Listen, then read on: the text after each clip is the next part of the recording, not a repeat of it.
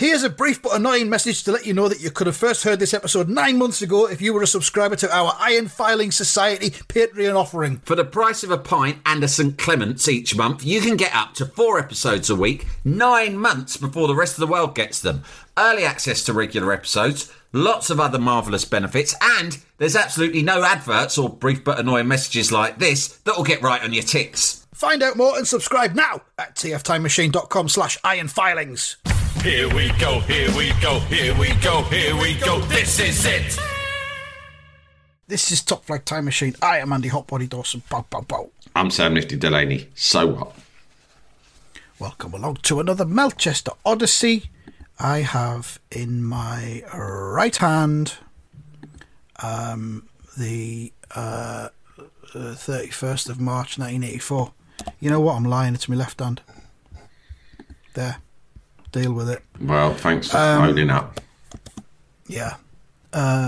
So across the top it says there is an Arsenal and England under 21 star inside in the sign please bit.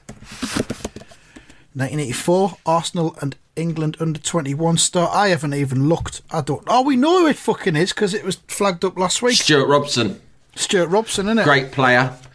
Played for West Ham. Yeah. Should have won numerous England caps, but he played by injury.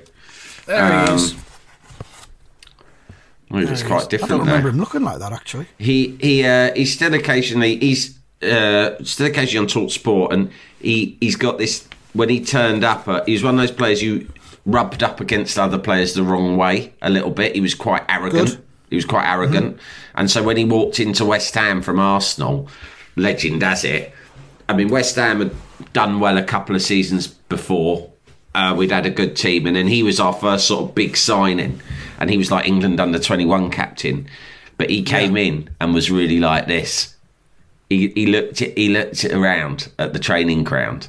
And there was all these seasoned pros there, the likes of Alvin Martin and Alan Devonshire and Ray Stewart and Phil Parkes, and he was looked around like, fucking hell, what a shit show.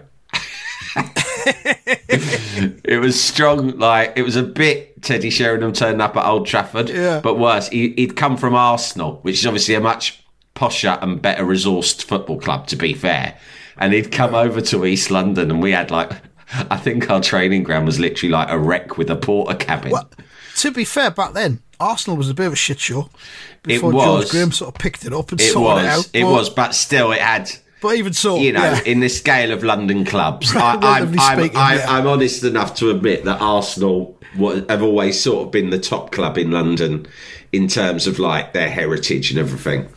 And he was a bit fucking hell. Apparently he went up to one of the top players of the way off the training field off his first day training. Went, well, that wasn't very good, was it? And the bloke goes to him, no, I thought you did well, mate. Don't worry, it takes a while to settle in. He goes, oh no, I'm not talking about me. I'm talking about that old training session. I thought I was back at fucking Kiddies Club. That was a fucking joke. What kind of a football club is this? So he never got on with them. But I loved him as a player. He was brilliant. And also now, he's got a right fucking sweet gig, mate, because he does the co-commentary on FIFA 23. And he did it on FIFA 22. And really? That is a plum job because I reckon they pay you a lot. And I heard him on a West Ham podcast being interviewed about it, and he said, you basically turn up for 4 or 5 days of recording, and you obviously have to record every single fucking scenario it could be. Yeah. And the commentary's much better than it used to be. It used to always just have 3 rotating phrases. Yeah. Now it's quite accurate. It quite responds to what's happened. Right. So that means he's got to record loads of shit. But they, EA Sports, that's the biggest game in the world. They've got loads of money. They could hire anyone. He got the gig. So he doesn't even need to fuck around doing a load of all the local radio punditry and stuff like that. He just turns up and records that once a year, mate. Bang. Get in. Yeah. I mean, I haven't played FIFA for quite a while because my son doesn't want me to play with him anymore because, as I mentioned in the he's self-policing now. Episode earlier this week, he doesn't want to spend as much time with me anymore. We do some things together, but he doesn't play FIFA with me because I'm not very good at it anymore. Yeah. I remember when I used to fucking let the little bastard win. I know. 7 years ago. Actually, you telling me this is making me feel a bit upset in a way because It's just going to happen to all of us. No, don't say sorry. I feel bad for you because, you've got a sense of humour about it. But end of the day, it is, it's sad, isn't it? Because you have a special friendship with your kids. I'll tell you, get a dartboard. Because we still play darts together. That's nice, get a dartboard.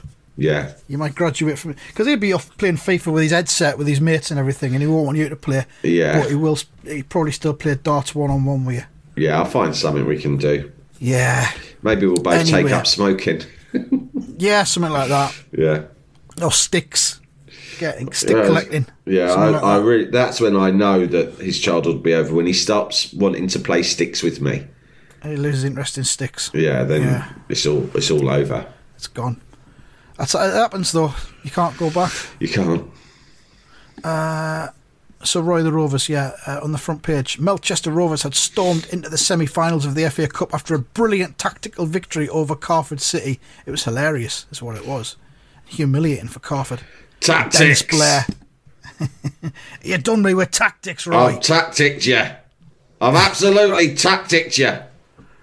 Right up the wazoo. I'm more than just a fucking supreme footballer and fucking legend. Barroom legend and supreme footballer. I'm also a fucking expert tacticker. So you can keep all your continental super coaches. I'm not just good looks and an incredible body. I also have a brain. An exceptional brain. But Roy Race's celebrations were soon cut short, and they're all sitting around with the TV on in the dressing room, waiting for the draw. And Jimmy Slade says, Roy, there's no doubt about it. Walford have beaten East Stoke. They're through to the last four. Wouldn't it be amazing if we were drawn against them in the semi-finals? Roy thinks, no, it fucking would not be amazing, Jimmy Slade. It would be my worst fucking nightmare. Roy just looks terrified. He thinks, phew, embarrassing is the right word as far as I'm concerned, especially if we were knocked out of the cup by the team that I deserted. Better to play them in the semi-finals than the final, though, surely. Yeah. To be humiliated by them at Wembley would be horrific. Yeah, it's a good question, that. If you ever found yourself in an FA Cup final against Newcastle United, how would you feel about that? It would be horrendous. It would be horrendous. So it's not something you've ever dreamt of or wanted to happen? I mean, I'll be perfectly honest. I don't really give a shit about any other football team apart from Sunderland, and I don't buy into this ridiculous negative rivalry between Sunderland and Newcastle, right? Because both cities have been shat on by successive governments for decades. We're all floundering around in the same cesspool in this part of the country. Yeah, you're right, but it's all a bit of fun, isn't it? It's football rivalry. It's a good laugh. Yeah. Hey, you can't support another football club, I'll smash your face in. There's people who support Sunderland and who live in Sunderland who will not visit the city of Newcastle. They won't go there, and vice versa. That's sensational. That's ludicrous. Amazing. I told you about the time I was out in Newcastle once, and some lads came up to me in the queue for a taxi rank, and they went, mate, I heard your accent. Is it your first time in the Toon Lake? And I went, no, I've been here a few times, actually. I love it. He goes, it's fucking amazing, isn't it? And I, yeah. And he goes, it's my first time. And I went, what are you talking about your first time from? He went, I'm not, I'm from Sunderland. And I went, how old are you? And he went, 23. And I went, and this is your first time out in Newcastle? What do you usually do? He goes, I go out in Sunderland. I swore I'd never come here, but now I've come here and it's fucking great, man. It's opened my eyes. I was like in fucking stitches. It's amazing. Oh, well, I mean, the train takes 20 minutes to get here, so I've never bothered before. Long fucking way, like. I can just walk to the boozer in my own street. It was weird that he was asking me questions about Newcastle. Yeah. Oh, you've been here before. Tell us all about it. You know your way around then. Fucking hell. Yeah, so, the whole thing, the whole rivalry is ridiculous. But if we play them in the FA Cup final, I would be shitting it. It would be horrendous. Yeah, I've always Because thought if we you can't. came up against Spurs or Chelsea, or of course like Millwall, but that's even less likely, it would just be, the stakes would be so much higher, wouldn't it? I mean, it would be awful. But Millwall would be the worst. Imagine you got Millwall in the FA Cup final. Yeah. Because then the onus is on West Ham to win that. Oh, yeah. Millwall are by far and away the underdogs. Yeah, in that situation. so it makes it even worse, yeah. The humiliation potentially. Plus, so much worse. imagine the plans they'd have. Like, who knows? Oh, God. Who knows? They've probably got plans now. Who knows what pranks they'd have planned at Wembley Stadium that day? They've probably got plans now. They'll have like a name or something. Operation, I don't know, Smash Hammer or something like that. Fuck. Operation Death Angel. For when we finally face the Hammers at Wembley, as is our destiny, as was written in the ancient book of Millwall. God, that can never happen, can it? Yeah. So yeah, he says embarrassing's the word as far as I'm concerned, especially if we were knocked out of the cup by the team that I deserted. And then it says Roy's feelings were understandable. Only a few short months ago, he had left to become player manager of Walford, following a dispute with the Melchester directors. This must be the 1000th time that phrase, following a dispute with the Melchester directors, has appeared in this comic. Roy had subsequently returned to his beloved Rovers after discovering that a, inverted commas, mental block prevented him from scoring against them. You got like 9-year-old kids reading this being exposed to the concept of a mental block week after week. What's a mental block? What's that all about?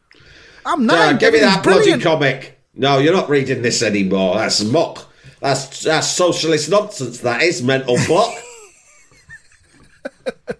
Putting communist ideas in your head. The bloody printing unions probably got hold of this. Started getting their ideas in there. And then Roy is imagining a scenario where Walford are scoring against Rovers, and he's looking on as the Walford player wheels away and celebrates.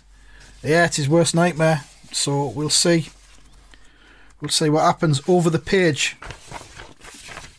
Later on the return trip to Melchester.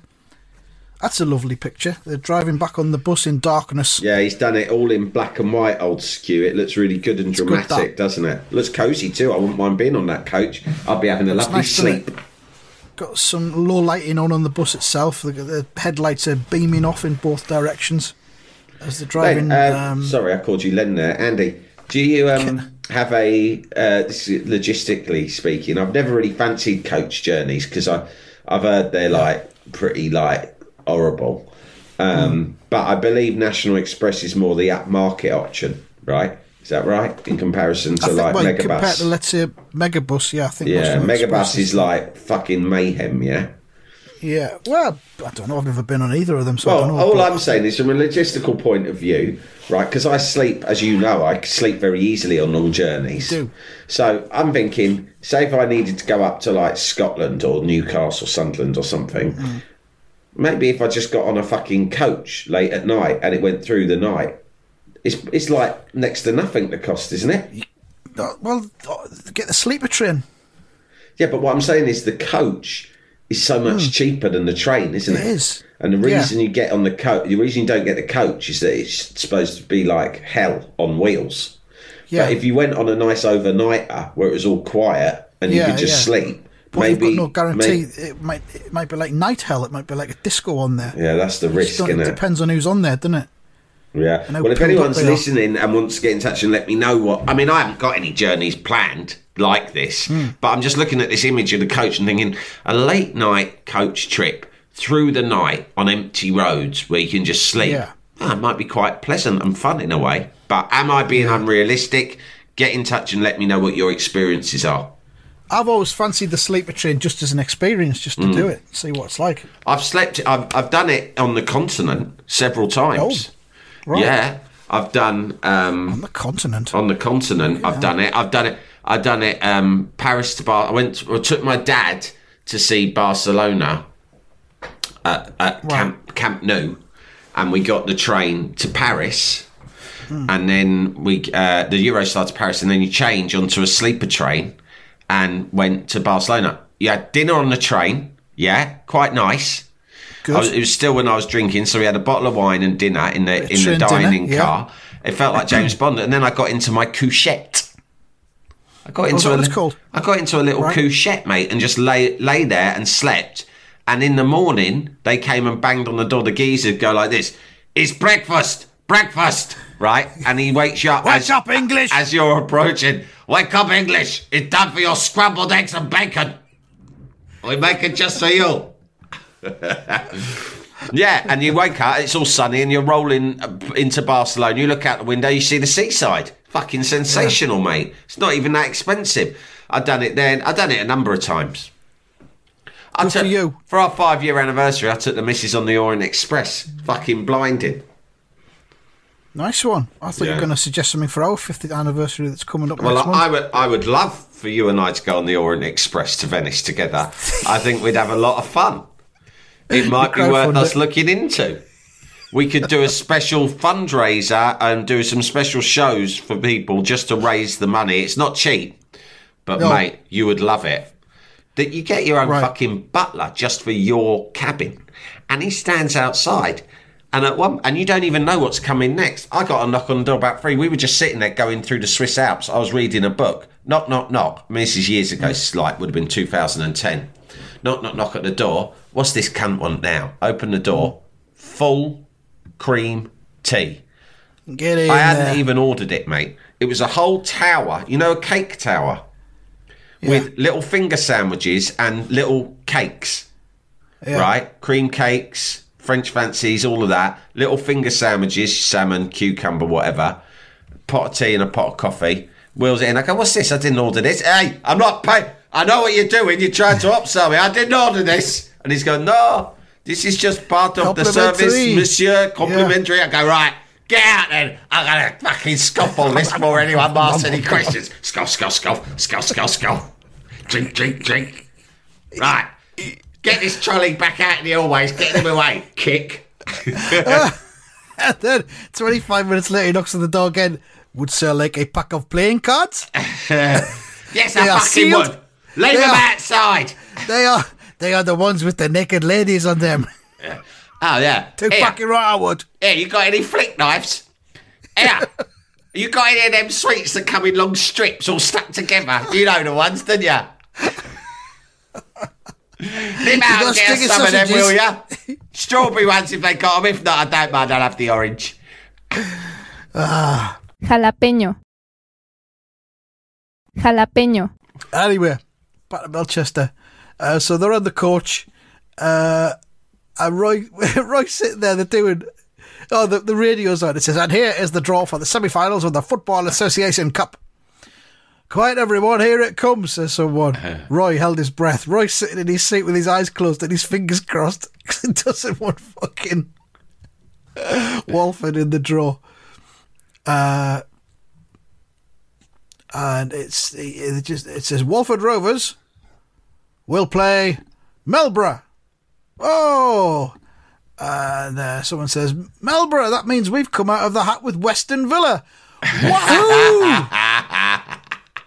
Have you seen who says wahoo? Western Villa is the bit that I'm laughing at. Western Villa. Hang on, let's have a look. Have you seen who says wahoo? Fucking Vic Guthrie. Wahoo! Oh no, it's not. Oh, it's Vic Guthrie. Oh, I thought it was fucking Charlie Carter because he looks like he's got grey hair here. That is not. Yeah, Charlie Carter's like wahoo. What? Wahoo. Vic Guthrie would never do a wahoo. Where fucking who? Maybe he's being sarcastic. Oh, where fucking who? La-di-da, Western fucking Villa. So, Blackie comes over to Roy and he's got his fist clenched. In excitement. And he's excited. Roy, just supposing that Walford and the Rovers get through, we've got a great chance to demoralise them before we meet in the final. Fucking hell. Right. I love demoralising people, don't you? We got the chance to psychologically dismantle them, Roy. Each and every one of them, from head to toe. You've always told me that the sweetest feeling is to remove any trace of hope from another man's mind. And this is what I think we can do. You're right, Blackie. It's hope that keeps a man going. But if you can snuff his hope out, then what's he got to live for? Now. And that's where you've got him where you want him. After that, he'll do anything you tell him to. There's no better feeling than looking at a man whose eyes have gone glassy because he's realised that he's ran out of options. He's manoeuvred himself somehow into a cul-de-sac. It's a lovely sight to behold. Psychological cul-de-sac. So Roy says, how do you mean, Blackie? Blackie says, we're playing them on Friday night at Walford. That rearranged league match, remember? All right, whatever. If you say so. Yeah, exactly. Roy, who on the previous page has been painted as a tactical genius with a fucking super brain, says, good grief, you're right. Yeah, we're playing them on Friday. Fair enough. I'm not going to argue with you. I don't usually know when we play till I turn up at the ground or get on the bus. At home, Roy discussed the problem with his wife, Penny. Now let's take a look at Penny. Fucking hell. Whoa. She's... Fucking hell, she's pushed the boat out. Yeah. Bloody hell, look at this. Not just the dress, but look what she's laid on the tray. This is like the Orient Express all over again, mate. It is, and candles and everything. And he's changed into his best red polo neck as well. She's got, let's describe it as a figure-hugging yellow dress, which have got straps that go up. I think that's a halter neck. Is that what you call it? A halter neck. And then you see her in the next frame, and it's just tied around the back of her neck in just like a little ribbon. Penny back on form. Yeah, she has had a rough period, but she's really back to her best. Yeah. Wow. Candles and everything. But she's carrying a tray, and his dinner is being served up in sort of proper white serving bowls with lids. Is that a gravy boat she's got? Yeah. Just in front of her left breast. What's in these pots? Potatoes in one. Good. Meat in another. Good. And gravy in the gravy pot. Smash it. Stick it down here in front of me so I can take a good look. It's just potatoes and gravy. Just potatoes and gravy, that's all. Like you like. Good. I put my special red polo neck on because I know it's a special night. God. And I tell you what, love. You know me. I'm not usually the poetic type. But your fucking tits look cracking tonight. Especially with that gravy in front of them. It sets them off a tea. Got me thinking it has. Thank you, Roy. I wouldn't mind pouring that gravy all down your front. For a woman who's given birth to 3 kids, you look incredible. Especially that fucking boy one. He came out fucking practically 3 stone. Sideways. He was 3 stone when he came out, you funny. Fucking unbelievable. I nearly called up Guinness Book of Records. Size of the cunt. He had hairy feet as well. I should have known then something was up with him. He came out wearing a body warmer. Unbelievable. Came out in a fucking gilet. So she says to him, you knew you'd have to go back there one day, Roy. I know, Penny. I've been having nightmares about it. The mental block again. If the Walford fans regard me as some kind of traitor who walked out on them just as things were going well, they'll really give me some stick. It could affect the whole team. Yeah, it could affect you, Roy. Never mind the whole team. Mainly you. Roy's thoughts were still on Walford. And I am the team. Yeah. Roy's thoughts were still on Walford as he joined the Rovers training a couple of days later. He's thinking, guess I'll have to face the music sooner or later. He receives a pass, looks like it's from Blackie, who says, watch it, Roy, man on! I think it's Steve Naylor, who tackles him. Oops! Says Roy. Oops! And Naylor says, hey, where were you, Racy? In another world, I reckon, shouts smart arse Noel Baxter. As Noel got to his feet, the Rovers' grins vanished. Ow! My knee! Says Roy. Roy, are you okay? What's the matter? I've just said, big fucking knee. The world of football soon found out, and then we see the Sport back page, the local newspaper, headline, Roy breaks down in training, sprained knee could rule him out of Walford game. Players don't get sprains anymore, do they? You never hear of a sprains sprain. aren't a thing. It's one of those medical conditions that's gone out of fashion. Doesn't happen anymore, and certainly not in football. Oh, I've got a bit of a sprain. It's not quite a break, and it's not a fracture either. It's more of a sprain. Neither a tear nor a pull, but a sprain. Would they call it a strain now instead of a sprain? Yeah, they strain probably knee call or it a strain strain. ankle or ankle Yeah. strain. They've just changed the word, haven't they? It's like when they changed GIF to SIF. Yeah, it's like when they changed Norwich Union to Aviva, mate. Yeah. It's the when they fucking changed, brand. The so-called branding experts get their hands on things. Yeah. Do you know what I mean? They'll change anything. That way they changed Hermes to Every and still just throw the fucking parcels over your fence. Yeah. Someone at Walford had a lot to say about the dramatic news, and that someone is Joe fucking Bellamy. The club cunt of Walford. Club cunt Joe Bellamy. He Excuse looks like a me. complete cunt here. Excuse me, Mr. Mr. Bellamy. Any thoughts on Roy Race? I can confirm yes. I still hate him. And he looks like a massive cunt here. The reporter says, Joe, you must have been looking forward to meeting up with Roy Race again. And Bellamy says, I am. If you ask me, he's making a meal of this so-called injury. Nice. Joe Bellamy had lost the captaincy of Walford when Roy took over the club. It explains to us. It's too much of a coincidence. I reckon he's scared to come back here as a player anyway, because he knows our lads still resent the way he walked out on us. I mean, Bellamy doesn't resent it. Bellamy loved it. Bellamy was fucking delighted when Roy You fucked should have off. been glad, yeah. Yeah. On the morning before the game, Roy gave his knee a final test, and it's Taffy Morgan there with his trademark cap on, wearing a figure-hugging T-shirt. And Roy says, it's no use, Taff. I'm not going to make it. Rob Richards will have to move into the centre, and we'll put Kenny Logan on the left wing. And Taffy says, it's still a good team, Roy. Too good for Walford. It's just, he's not only treating his knee, he's treating his ego as well there, isn't he? Yeah. Don't worry, Roy, you can still beat them without you. Of course they can. Most of the Rovers agreed with Taffy Morgan in the Melchester dressing room the following evening. Roy says, well, I don't have to tell you how important this game is. Blackie says, we know, Roy, for Pete's sake, stop worrying. Continued later in this issue.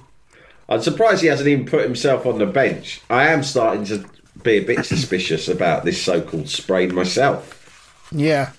Because Roy's come back from worse. I swear once he got out of hospital after being shot in the hair and turned up and scored a goal or something. Maybe I've imagined that. Yeah, he scored the 16th goal in that famous massive win. Yeah. Like on a trolley. Still have my fucking IV dripping. Didn't stop me fucking volleying one from 18 yards. So they're all reassuring him. They're saying, Noel Baxter says, just take it easy and watch us tear them apart. Blackie, like we're going to do in the final. Charlie Carter, if they get there. Jimmy Slade, ha ha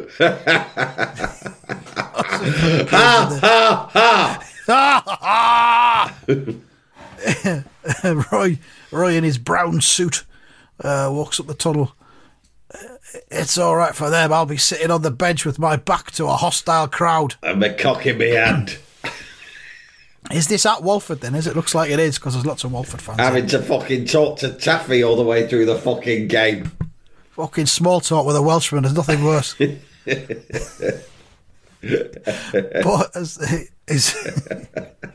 he's off on this acid house thing all the time. He just talks about fucking DJs Absolute he likes. And fucking nonsense of the got a shit he clue what comes it's out about. with. Because he goes to a club every night. Where we play a Friday night game, he always goes straight onto a club afterwards. So he drops an E at half time.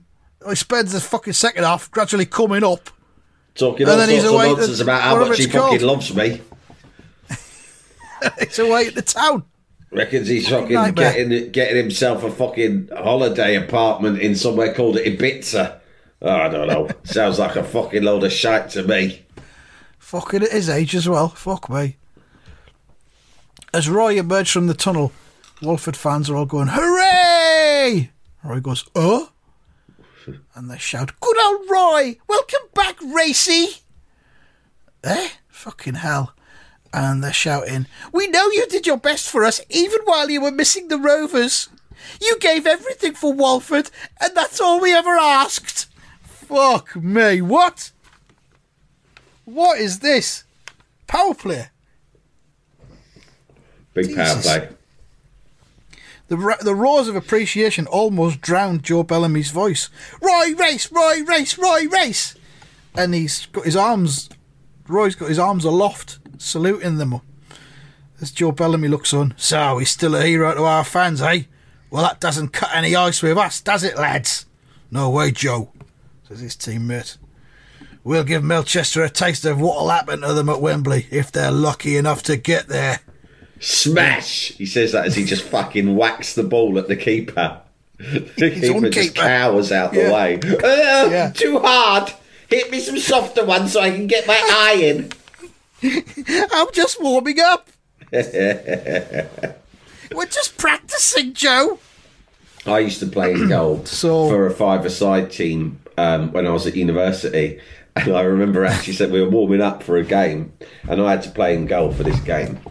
And they're fucking like doing some shots and they're fucking smacking them. And it must have made the opposition feel quite confident because I was having a go at my own players going, listen, you cunts, if you keep fucking smacking them past me, then I'm not getting a feel for the ball. And it's just going to fucking damage my mentality before we kick off. And they were like, hey, fuck off. Smack, smack, fucking balls flying at me. And You're making me nervous. I want to touch the ball. Give me an easy one to parry. You're supposed to be on my team. You're making me scared of the ball. Not my enemies. Fucking hell. Says the game kicks off. Walford have bang up for this, even if their fans aren't. Let's go for it, Walford, shouts Bellamy. Oh, that's the end of the story, but it says next week, Joe Bellamy deliberately intimidates Melchester. Oh, this is exciting. Deliberately. Sometimes the tee-ups for the following week seem a bit boring, generic, dull. They're hedging their bets. But that is like, you're desperate to get on to the next week, aren't you? Joe Bellamy deliberately intimidates Melchester. That's music to my ears, mate, to be honest. Yeah, bring it on. Just quickly, in the Roy Race talking page, there's a submission from a reader which is titled Computer Contest. It says, I'm writing to tell you that I held a football match between Melchester Rovers and Danefield United by feeding the information about both teams into my computer. Oh! Fucking hell, what we got here? My computer program. At half-time, Rovers led 1-0, the goal being scored by a certain Roy Race. In the second half, Kevin Taylor equalised for Danefield, but with 10 minutes remaining, the famous Rocket won the match for Melchester. Have I pleased you, Roy? Is this to your liking? No, it is fucking weird. Please cease and desist. Plus, there are strong copyright issues here, and you shall be hearing from my lawyers. Roy then says, that information was, inverted commas, fed to me by Lee Walker, who lives in Edgware, Middlesex. Whatever next, Lee? Wait till Victor Boscovich reads this.